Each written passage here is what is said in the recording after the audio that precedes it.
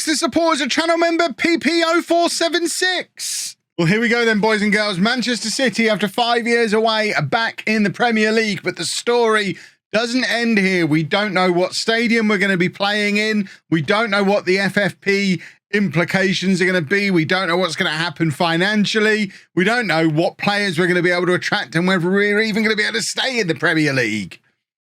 This is the final season of the save. We kind of have to stay up. Welcome to part 35 of Saving Man City. I'm Kevin. Coming up on today's episode, it is our season review and transfer special. On the topic of the season review, though, I think I've broken Football Manager. It's the 1st of June.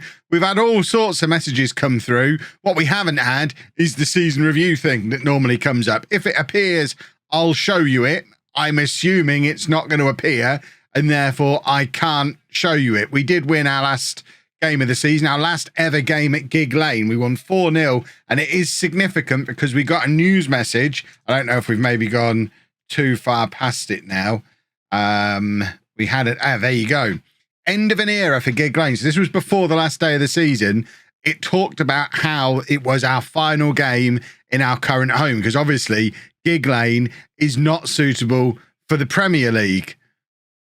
So it says here that we're going to be moving into a new stadium, but there's not been one announced. There's not one on here. The game could be breaking in all manner of different ways.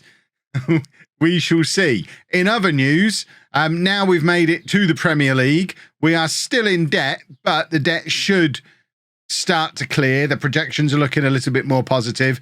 The two big loans that were for the first 5 years, we're about to pay our final payments on them. Sorry, 3 big loans. So our enormous £23 million per month debt management thing that we've been playing is going to go down to less than £5 million a month. As far as FFP is concerned, it looks like we are currently on course to pass Premier League FFP, but fail European FFP. That one, don't see that's going to be an issue, because I can't imagine we're going to be qualifying for Europe again any time soon. And even, you know what, even if we do, not my problem. I'm here for 1 more year, so we don't need to worry too much about that.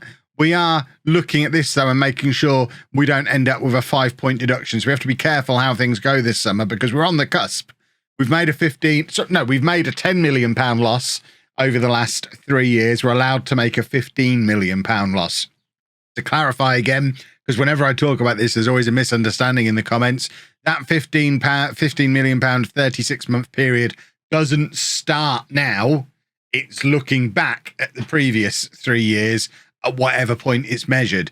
So over the course of the previous 3 years from now, we've lost 10 million. We're allowed to lose 15 million. So although we've got 34 million pounds to spend, if we go and spend it all and we don't have that balanced out with sponsorships and things coming in and season ticket sales and all that kind of stuff, then we will then drop back below that and potentially fail FFP. But being back in the Premier League, we should get bigger sponsorships. If we're moving to a new stadium, we should sell more tickets. It's just a lot of, we're not really sure what's going to happen. There is money to spend. We've obviously got a lot of loan players in our current squad. You're only allowed 2 domestic loans in the Premier League and only 1 from any one club. So, for example, we couldn't get Ibrahim and Marquinhos both on loan from Arsenal again, even if we wanted to, because you're only allowed 1 from each club, and we couldn't have all 6 of these coming in anyway because you're only allowed 2. You are allowed them from abroad. So Di Gasperi theoretically could come back. Norrington Davies joins us permanently. We have got a few players out of contract this summer as well. So in addition to the loans all expired, Nathan Ferguson is out of contract and we're probably going to let him leave. I don't think he's a Premier League player. And there's a few other players who realistically probably aren't going to be able to make the step up. The likes of Hyam, Burns, Philogene, Lewis, Britton. There's not much here for us to build a Premier League squad around. We are expected to get relegated again. And my job is to just make sure we stay up and give the next guy something to build on. Patino, McAtee, and Mbete, Delap, these are the boys we're building around. It's going to be a busy summer. I'm going to hit continue 1 more time to see if we get the season review. And we don't. So I guess we're just waiting for a stadium announcement, a season review, anything, the transfer window to open. At the moment, we're kind of caught in limbo because there's not much I can do until I know what the finances are. And we won't know about the finances until we know where we're playing. So I'm kind of stuck at the moment, waiting for an announcement of where we're going to be playing next season. Remember, the City of Manchester Stadium, the stadium currently known as the Etihad in real life, it does exist in this world. So there is the possibility that we move back there. Don't know how likely that is. We might just go and build a new ground, but we could find our way back to the City of Manchester Stadium. But for now, let's just keep hitting continue until one of those things we're waiting for happens. We've made a start on transfers. We've got some good news and some bad news. Bad news, I did try and bring Harwood Bellis back. He wanted £130,000 a week to come and play for us. We had a £30 million deal agreed. You can see he's gone to Everton instead.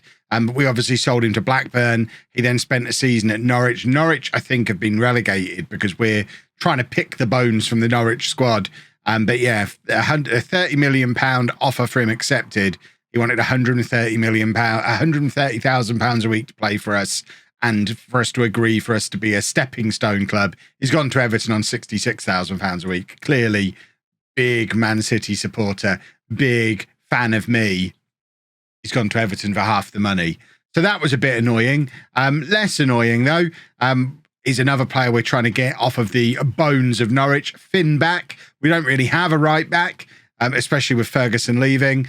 So I think we're going to be looking to try and bring him in. Previously, Forest played for Norwich last year and got relegated and only started 6 games for them. So obviously he's worth £20 million. Forner's on his way out, but most exciting of all, we have our first wonder kid. We've got a wonder kid, everybody. Marcus Caballero is a 19-year-old Argentinian wonder kid striker. That is a sentence I love saying. He's already got 3 caps for Argentina. We managed to pick him up for £5.5 million. There is a big asterisk on this guy because we have had to agree to both a relegation release clause at 11 million and a Champions League club release clause at 18 million pounds. So if he's any good at all, he'll be sold at the end of the season for 18.75 million pounds. If he's not any good, he'll be able to go for that because we'll have been relegated. We're pinning a lot of hope on him. But Caballero is in, so we don't need to loan Ibrahim back. I'm happy with having Dulap and Caballero as my striker options for next season. But with him, and then if back comes in as well, that's most of our money spent.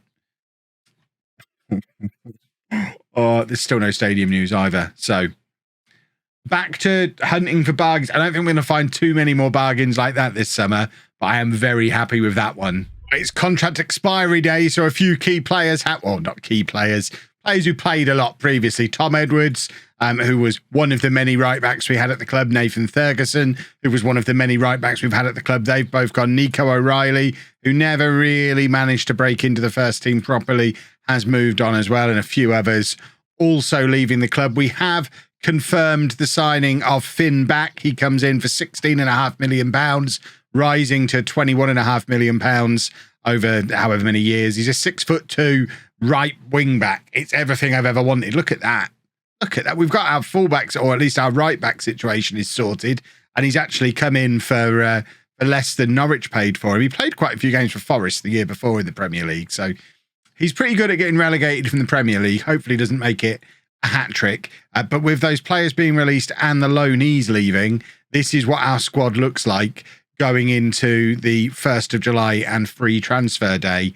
And we're going to have to make use of that because money is starting to look tight. So Harry Lewis, probably our best goalkeeper at the moment. However, we have got this guy coming in if he can get a work permit. Selo Gumedi, who's a 20-year-old South African international, 6'2" goalkeeper, who he can get for next to nothing. And he's considered probably as good as Lewis now and with the potential to get much better. So there'll be some competition for Lewis. Trafford probably is done at this point. Norrington Davies will be our starting left back. Our starting right back. Callum Britton can deputise for both. We've then got Mbete starting at centre back. Dorrington is actually going back to Spurs. I don't know why he's still showing on this list, but Hyam is here For now, we probably need to upgrade on Hyam. Blackburn already decided he wasn't good enough for the Premier League. We probably can't commit to him as our starter. He'll be fine as a backup, but not as our starter.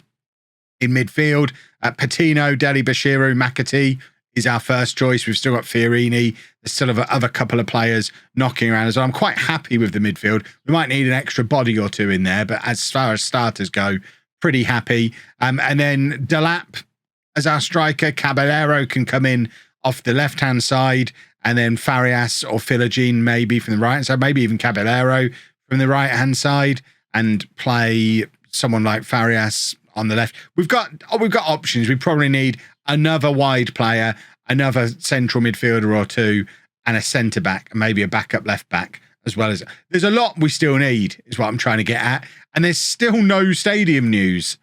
I am worried things might be in the process of breaking, because we can't play here in the Premier League, but it looks like we might be. I'll continue to monitor how this develops. It looks like this has the potential to be a summer of good news, bad news. Good news, we got the goalkeeper. Bad news, he didn't get a work permit. We decided to go with him anyway, purely because he was £500,000 and has 5-star potential. I think we were justified in going with him anyway, but he is earning 30 grand a week and we can't play him. He does keep playing for South Africa though. So hopefully if he keeps playing internationally, we'll be able to get him a work permit in January is what I'm thinking. It does mean we need another goalkeeper. We'll get to that. We have also signed Kamaldeen Sulemana to be the other attacker we said we were looking for. He's a winger who was at Southampton, was on loan at Burnley last year in the Championship. He's primarily a right-footed left winger, my cup of tea. Can also play on the right-hand side. He's very quick, which I like very much. So he is an additional option for us in that front three. And then we're trying to sign Jakub Stolazic as well. If you follow me on Twitch, which you should, I stream quite a lot, although not really Football Manager at the moment, but sometimes Football Manager. We had this guy on Twitch earlier in the year, and he was really, really good. He's been at Barnsley for the last gazillion years, but we can bring him in for £7 million, which seems like a lot when our South African guys should be able to play in January. But Stolazic is good enough to play now, and it's balanced by the fact we've accepted an offer from Forest of £6.5 million for Trafford. So that it's effectively one in, one out, no real change in budgets. I can live with that. There is still a lot of work to be done on this squad before the season begins. This is what our first team currently looks like. Definitely still need a defender. Probably still need another midfielder. We thought we were getting this guy, but he decided to go to Cardiff instead, who didn't get promoted. So that was nice. So we are still looking. Work in progress. Still no ground news. I'm starting to think we're playing at Bury next year, which I don't see that we can, but I think we are, even though the game itself acknowledges we shouldn't be, because it said it on the last day of the season. Does it even meet the rules? Minimum capacity is 5,000. So actually, according to the Premier League rules on here, we can stay at Bury. So I guess we're staying at Bury, because do I need to ask? Can we have a stadium, please? I'm asking. Perhaps should have done that a little sooner. But debt-wise, we're down to 400 or 400 and a bit million. And most importantly, those other, the ones that ended in 2027 have now ended. So our debt payments are now only £4.7 million a month. So although that looks scary, you can see it does actually improve long term now. We're running on a net profit each month, even with the debts taken into account. And that's with no new sponsorships. In fact, that enormous one we got to save us in the Championship has fallen off as well and not been replaced. So we are creeping towards being financially self-sufficient. We're not there yet. And we still need to do some transfers, but we'll see how we're getting on. The media, I think we're going to go straight back down again, which at the moment, I would be inclined to not argue with them too hard. Little goalkeeper merry-go-round continues. Stolazic is in, Trafford is out. Both those transfers have gone through, which makes us a little bit more solid at the back. Let's just shuffle that around and then go back here. And no, that was in the right place before. Oh, the buttons are fun. There you go. That's what I was aiming for. So Stolazic is now our best goalkeeper. Lewis will be back up for now. And Gumedi, when he gets his work permit, will take over as backup and probably long-term take over as first choice goalkeeper. And with Trafford leaving as well, that does still leave us a little bit of wiggle room. We might, I mean, I wish we could focus on free transfers. There's not many out there that are good enough. We've taken the one that was and a couple that didn't want to come to us. We'll keep trying, but it's reaching that point of the summer where we probably need to have a look at loans. We are wary of the fact that we can't have as many loans as we've had previously, but we're currently on a first team squad of 19 players if you don't include Gumedi. And obviously that's not going to be enough. We need at least another 4 or 5 players probably. I don't know where they're going to come from. It's literally last season's loans are missing and we haven't got the money to replace them. We need a plan. We're starting to get a few more bodies in now. This one is a good one. Ayup Aydin.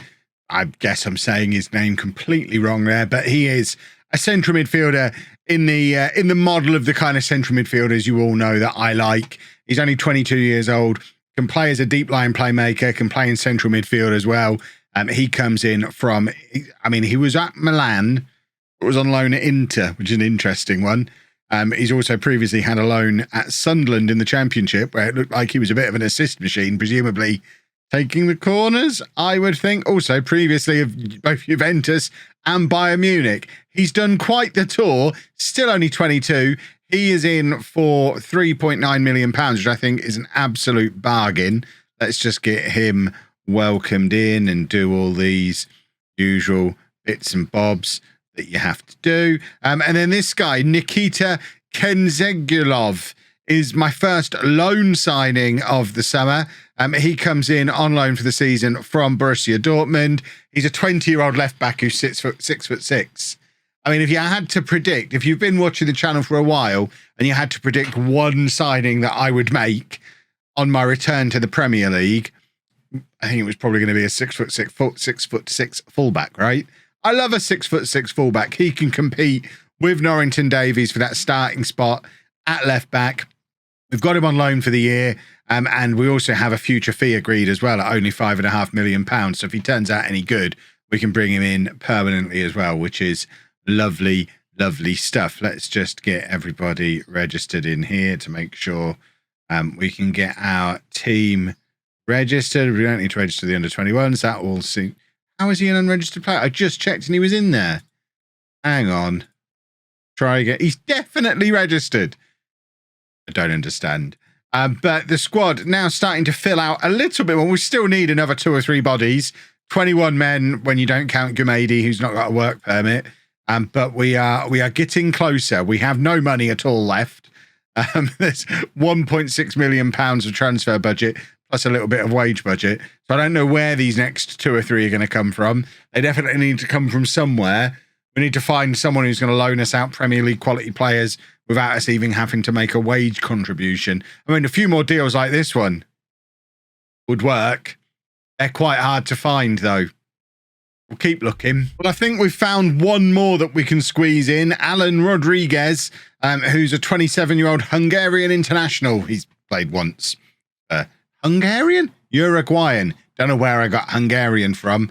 A 27-year-old Uruguayan international who's played for them once, but he did score 1 goal. He's a central midfielder, but he can also play defensive midfield, attacking midfield, and on the right wing. So plugs a few gaps for us. He's at Sheffield United, where he played a full season of Premier League in his first year in England, barely featured last year, hasn't yet played for them in the Championship, but I figured it makes sense to get him back in the Premier League. He is better than any other midfielder that we've got, so definitely a player we could do with bringing in for sure. The squad is still light, though. It's very, very light. The money is still disastrous. We never did get a new stadium. I've said this is going to be the last season of the save. If this save suddenly starts to get really interesting because things start to go wrong, I might change my idea. The plan from the start was just get them to the Premier League and that be that. But it's been a pretty easy save so far. It might be about to not be a pretty easy save. So let me know down in the comments if you would be interested in seeing additional seasons. I know a lot of it will depend on how this upcoming season goes, so we'll know for sure once the season gets underway. But I mean, we're starting things off with a game away against Liverpool, so I mean, welcome back to the Premier League, everybody. So it's going to be interesting to see how that one turns out. That's how the team is looking at the moment. So not loads of new faces in there. Obviously, we've got two of the new attackers, Sulemana and Caballero, who are both going to be starting out wide with Delap up front. But the rest of the team is pretty much... Okay, so we've got Aiden in midfield and Stolazic in goal as well. But the back four, which everybody has loved for a long time. You all love our back four, right? Completely unchanged. We have got Finn back, who can play anywhere across that back four, sat on the bench, so he'll be getting involved sooner or later. I'm also looking for Pedro Seco to really start to push on and become a starter for us this season, although he does have the problem of being a left footer like Mbete is. Mbete is probably the one whose spot in the team is relatively safe. I'm not really keen to play two left-footed centre-backs, but we don't really have another right footer, so it'll be fine. It will all be fine. I don't think we're going to do very well this season. I was really hoping we'd get that new stadium. And you saw me, I did ask about the new stadium. The board just came back and said, no, we can't afford one, and then pointed at that number, which I guess is fair enough. But the projection's still relatively positive long term as the debt. I mean, we're not going to be completely out of debt for another 10 years because these won't be paid off quicker. Even if we ended up with 300 million in the bank, they're not just going to clear these debts. But it would be nice to see the net debt get a little lower. I imagine as far as net debt goes, we're probably not even in the bottom half of the Premier League. So we're relatively financially healthy on that side of things. But obviously, when you're playing in an 11,000 capacity stadium and you don't have the massive sponsorships that have just stopped. And on top of that, I don't think I mentioned this, our chairman did say, yeah, you're not having another penny out of me ever. Over the years, funding has been scaled back. But as soon as promotion was announced, it was like, yeah, no more money out of the board. So we've got no more money out of the board. We didn't get the big sponsorship that we had previously. We haven't moved to a big stadium. We really need this Premier League TV deal to be the big deal that people make it out to be, but that isn't going to help us till next season. Staying up is going to be tough. We'll see how we get on tomorrow, I guess. If you've enjoyed that, please make sure you leave a nice big thumbs up on there for me. Subscribe to the channel for daily Football Manager videos. And thank you very much for watching.